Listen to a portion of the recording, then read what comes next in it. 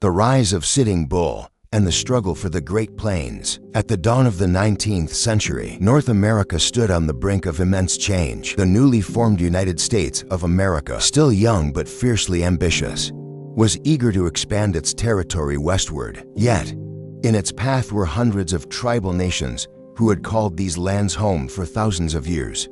To the white settlers moving west, these lands were seen as virgin territory open for settlement and cultivation. But to the indigenous peoples, it was an invasion, an encroachment on their sacred homelands. By 1840, the U.S. had already pushed its borders to the Mississippi River. Beyond this line, however, lay a vast expanse of untouched land known as the Great Plains. Stretching from the western edge of Iowa to the Rocky Mountains, this sprawling region, covering over 1 million square miles, was home to dozens of tribal nations, including the powerful Lakota Nation. It was here, amid the endless prairies and bison herds, that one of history's greatest Native American leaders emerged, known to history as Sitting Bull. He was born with the name Jumping Badger.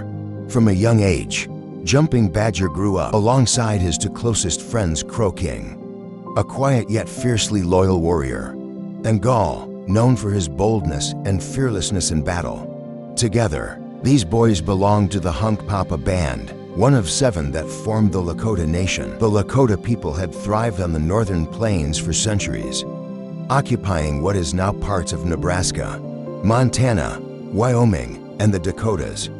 Their culture, centered around buffalo hunting and communal life, flourished in this vast wilderness.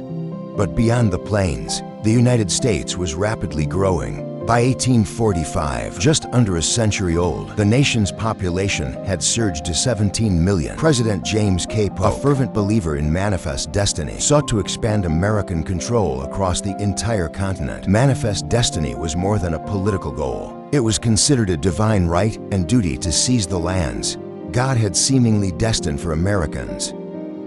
Polk wasted no time. In his first year, he annexed Texas, secured the Oregon Territory, and set his sights on the lands controlled by Mexico in the southwest. This aggressive expansion opened over 1 million square miles of new land to settlers eager for opportunity. Americans began streaming westward in unprecedented numbers, often seeing indigenous peoples as obstacles to be removed or conquered. This rush into the West heightened tensions and conflict with the native nations. On the Great Plains, Sitting Bull had grown into a formidable warrior and leader by his early 30s. Along with his childhood friends Crow King and Gall, Sitting Bull defended their territory fiercely. The 3 were known for their bravery and skill, and they led by example in battle. Meanwhile, far to the east in Minnesota, the Dakota Nation, closely related to the Lakota, had been facing American expansion for decades. The Dakota had signed the Treaty of Mendota in the mid-1800s, ceding nearly 30 million acres of their land to the U.S. government in exchange for food and supplies, to be delivered on government-run reservations. But when the American Civil War broke out, much of the promised aid was diverted to the war effort, leaving the Dakota people starving and desperate. With no help coming, tensions exploded.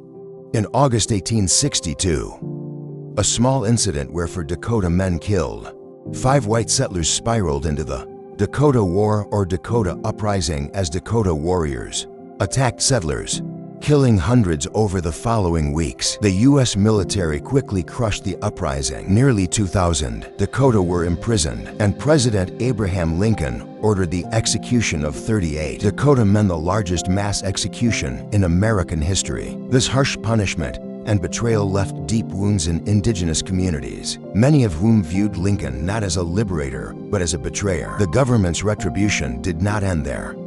Soldiers pursued fleeing Dakota across the plains, killing thousands. One Dakota leader, Ingpaduta, escaped capture and fled westward, seeking refuge with the Lakota, knowing he could not stand alone against the U.S. Army. Ingpaduta turned to Sitting Bull, the rising Lakota leader. Sitting Bull had become a symbol of resistance.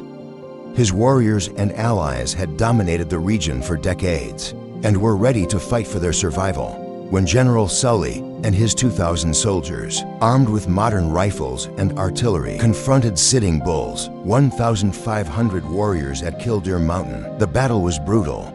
The Lakota, armed mostly with bows, arrows, and a few outdated muskets, were vastly outgunned.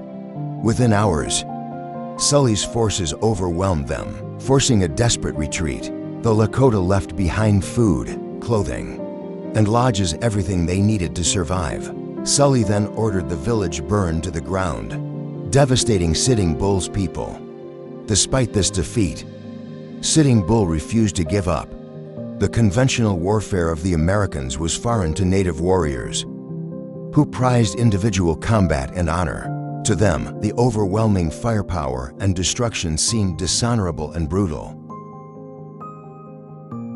Less than a month later, Sitting Bull adapted his tactics. He lured Sully's troops into the rugged terrain of the Badlands, a landscape filled with ravines and gullies.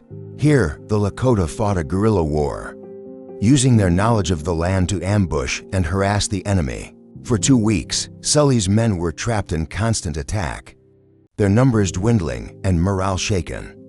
The train, which had been a liability for the army, became a powerful asset for the Lakota, though Sully eventually led his troops out.